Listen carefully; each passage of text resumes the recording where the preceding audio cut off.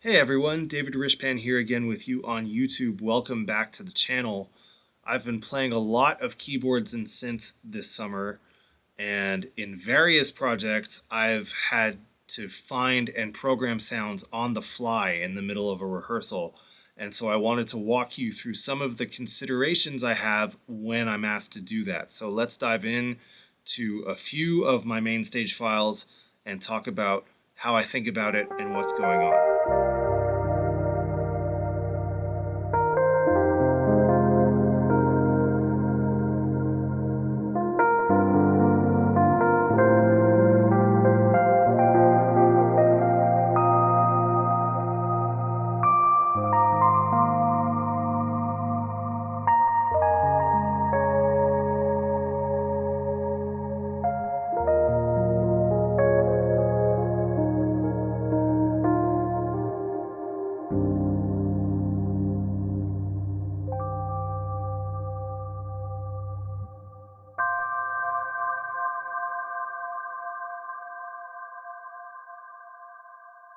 Full disclosure, this video is not sponsored. I paid for all of these plugins, or they were free giveaways at a certain point. Everything I'm using I have paid for or I got legitimately for free because it was a giveaway.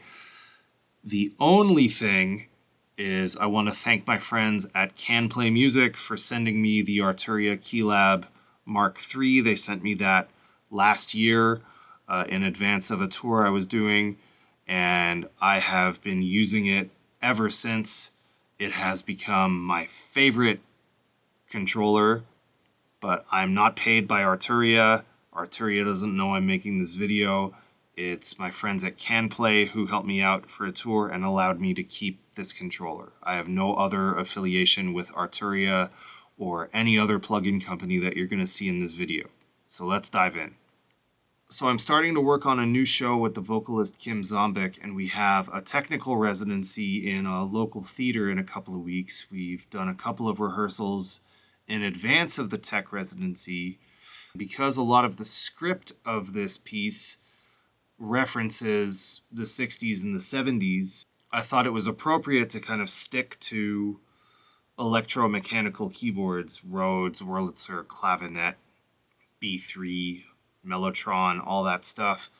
And then if I needed any additional sound design possibilities to get that through pedals, or in this case, pedal plugins. And I find it really important, if you can, to choose a sonic palette and stick to it as much as possible based on what's in the script.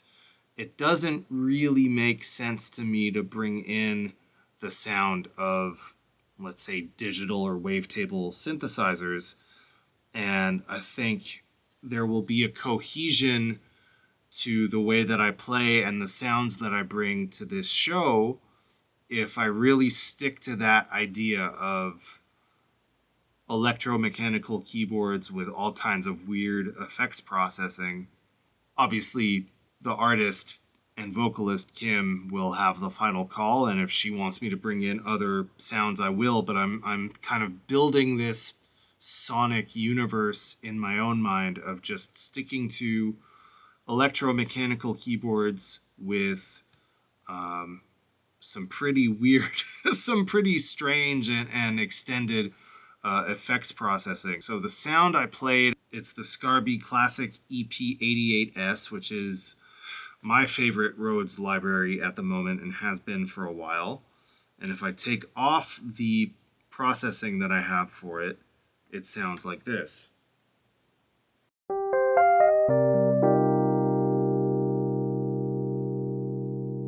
The first thing I have on it, just again because I wanted something quick and simple, is the built-in Mainstage or Logic Pedalboard, and I have a phaser, a chorus, and a really simple delay.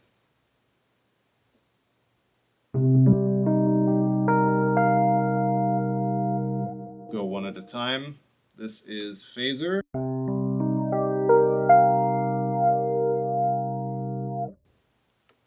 This is chorus.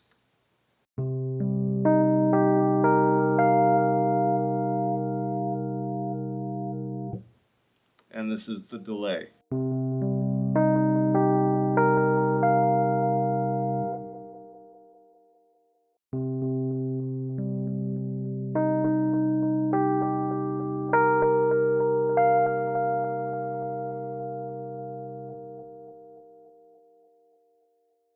All three of the Logic effects on.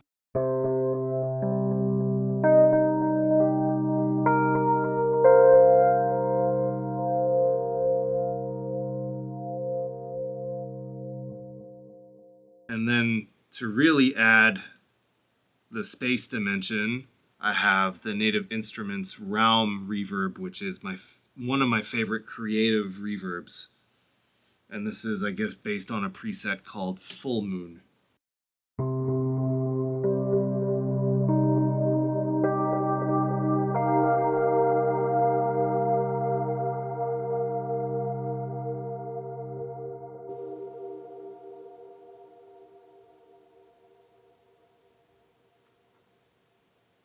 I'll turn off the other effects so you just hear the reverb.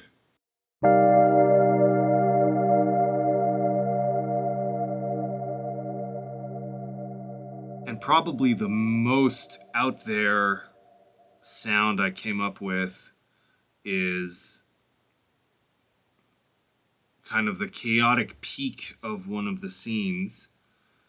And again, I didn't want to use synthesizers, but I wanted something very, very aggressive. That's what the scene calls for. So I'm starting with the Scarbee Pianet, which without all the processing I put on it after sounds like this.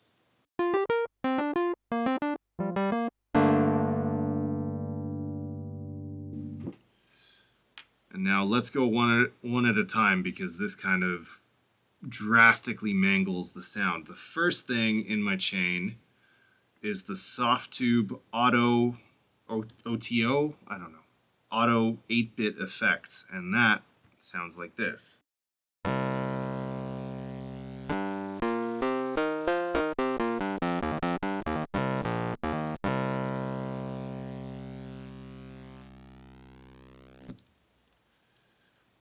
That wasn't weird enough, so I added a phaser afterwards.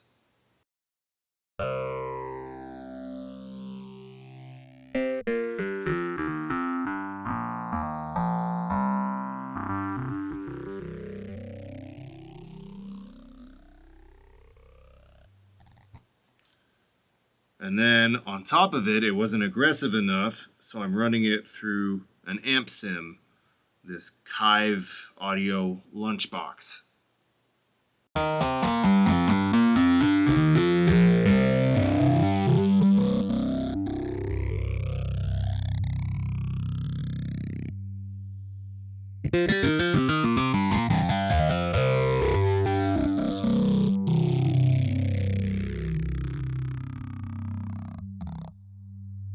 But remember, even that sound has at its core an electromechanical keyboard. So it's all, no matter what the treatment is that I'm putting on it, at the end, it's all coming from kind of a coherent, cohesive sonic space, which is electromechanical vintage keyboards. I really can't overstate or overemphasize how important I find it to think things through and to be able to articulate in words what I want the sound to be, what I want the sound to do. It makes the search for the plugin and the effects and whatever it is, it makes the search for the sound so much simpler, because I know what I'm looking for. I know what I want it to do, and I'm kind of narrowing down the options that I have available to me. For example, last week I was playing in a salsa band for the wedding of one of the members. And so the band invited both of the regular pianists in the band to be part of the event. And so we decided that for the most part, the main pianist would play piano and I would play all the aux keys. Now, some of the tracks we did, like the Joe Arroyo tracks, have synth parts. And some of them do not have no synth. So we needed to find our way through it. I needed to find a part. I needed to find a part and a sound for that part. And so one of the tunes we played was a guajira from Buena Vista Social Club. And in rehearsal, I'm thinking, what am I going to play on auxiliary keyboard for a traditional Cuban guajira? And I thought, well, in Buena Vista Social Club, there's piano and there's tres, the stringed instrument. And the tres, if you don't know, is a double-coursed string instrument, like a mandolin, like a 12-string guitar. I don't have a good tres sample, and I didn't want to literally play a tres sound necessarily. So whenever I need to recreate guitar instruments, I go to clavinet. And so I still gravitate towards the stock Logic clavinet, which on its own sounds like this.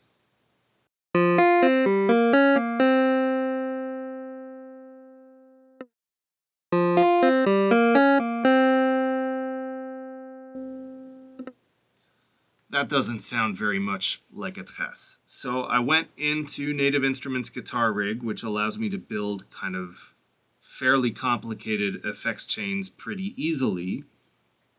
And this is what I came up with. I'll break down what's going on afterwards.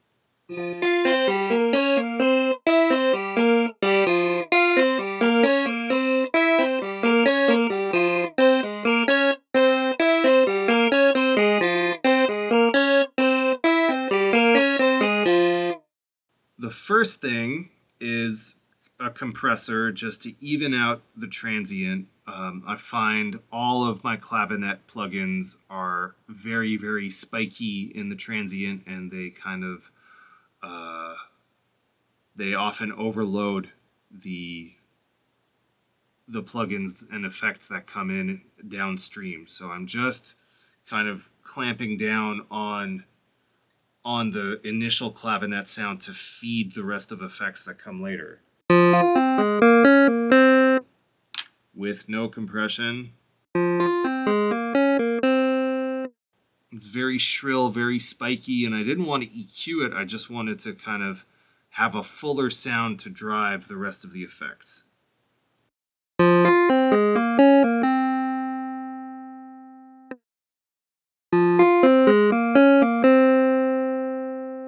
Now, the real core to emulating a tres or a 12-string guitar is the pitch pedal set to 1 octave up at 27% mix. So this is compressor and pitch.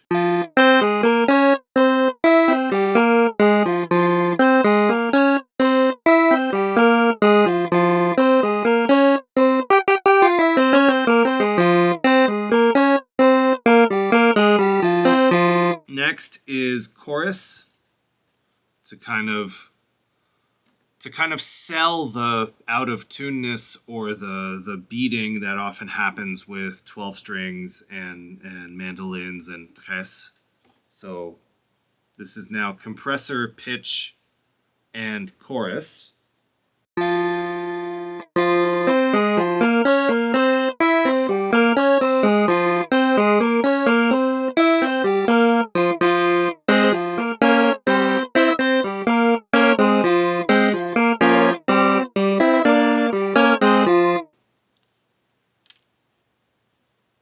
And then all of that goes through a cabinet simulator mic'd by my favorite mic on guitar amps, which is the emulation of a 160. I believe it's Bayer Dynamic M160.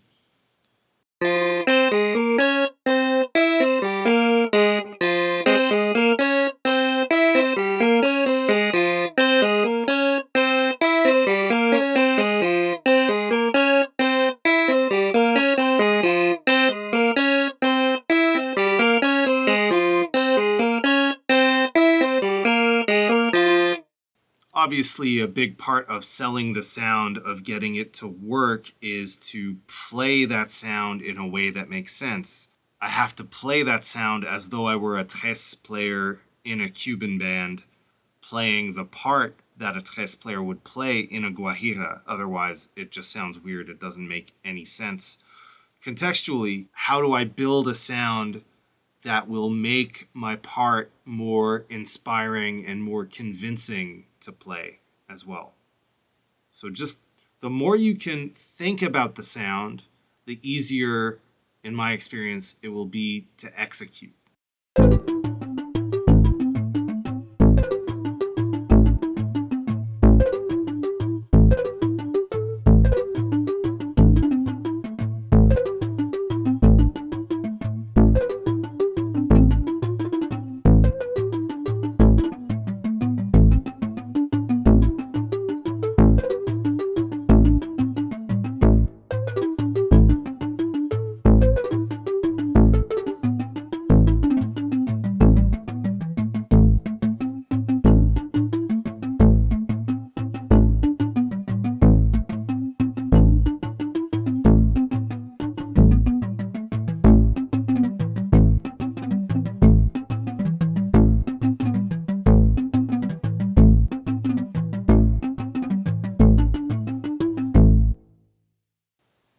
Prepare before rehearsal as much as you possibly can. That applies to the musical content as well as your instrument, whether it's hardware synth, software synth and plugins, or acoustic and electric instruments with pedals. Save your presets, organize your presets, write down the sounds and the settings that you like and that you know, so that, again, you don't have option paralysis in the middle of rehearsal. You know things that will work. You can fine-tune them later on your own time outside of a group rehearsal. But just know the things that work. Save your favorites. Save your presets. Have a user bank of sounds you come back to a lot. Make it really easy to get a sound 90% of the way very, very quickly. For example, I am working with a choreographer named Zab Mabungu. I work on her group show called Movers Zungana that premiered last March in Vancouver, and we're doing another run of it in Winnipeg in November. More to come on my social media and here on YouTube as we get closer to the date. But I'm also working with Zab on her new solo piece that will be going up in Toronto in November. More on that on my social media as we get closer to that date as well. So this sound that I'm going to share with you is based on a preset that I saved from rehearsals for Movers. This is a sound that I wound up not using in the show, but I knew it would be useful for Zab's sonic universe. So I saved within the plugin. I started, or I just remembered the name of the preset, and I knew that this would be something to come back to. So the preset itself is from the Yuhi Repro 5, and it's called Sticks on Wood, and it sounds something like this.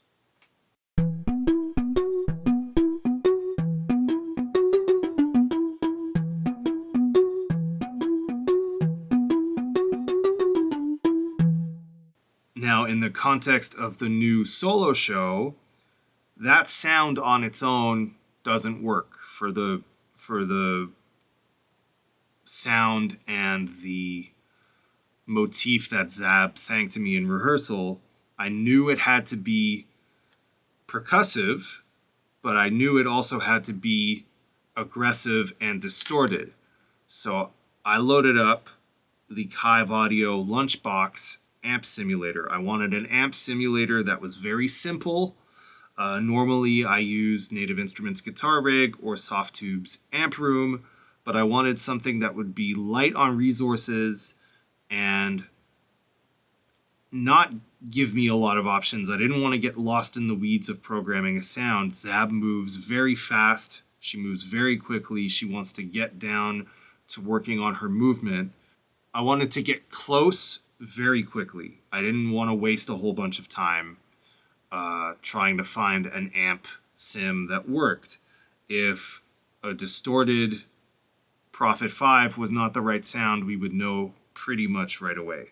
So I brought up this Lunchbox amp sim from Kiive Audio. And I also, part of the reason I wanted to use it is because I didn't know it very well, but I know it's a very simple interface. It's a simple interface, but it gives me basically everything I need. It comes not only with this little, amp head that has gain, low, mid, high, presence, and a master volume, but there is a little mini pedal board in it as well with an overdrive and a delay and a room simulator, which for the purposes of a rehearsal was all that I really needed. So this is noisy. It's amplifying the noise that's in the Yuhi, the Repro 5. I have a lot of gain going, so there's amp noise, but it sounds like this.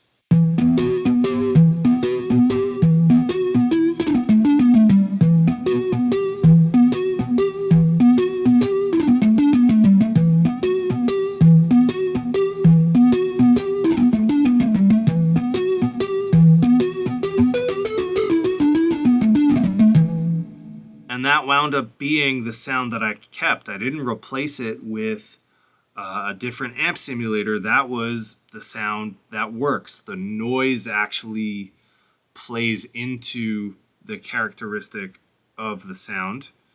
That noise is a benefit actually to the vibe that we're trying to create in that section of the show. So I hope this helps you get out of the option paralysis of using soft synths in rehearsal or even modern hardware synths. This is how I get sounds very quickly on the fly in rehearsal. I don't want to be wasting everybody else's time while I dial in my sounds. Obviously, I will use my own studio and rehearsal time, my own studio and practice time, I should say, to get the sounds even closer and dial in that extra 10 to 15% so that when we get to the shows, they sound as good as they can possibly sound. But in rehearsal, I don't want to waste everybody's time. So I'm trying to get there as fast as I possibly can, to get as close as I can, as fast as I possibly can. If you enjoyed this video, click all the buttons below it. Like, subscribe, bell notification, all that stuff. It really does help the algorithm. It really does help the channel. Thank you so much for watching. My name's David Ryshpan. I'll see you in the next video. Peace.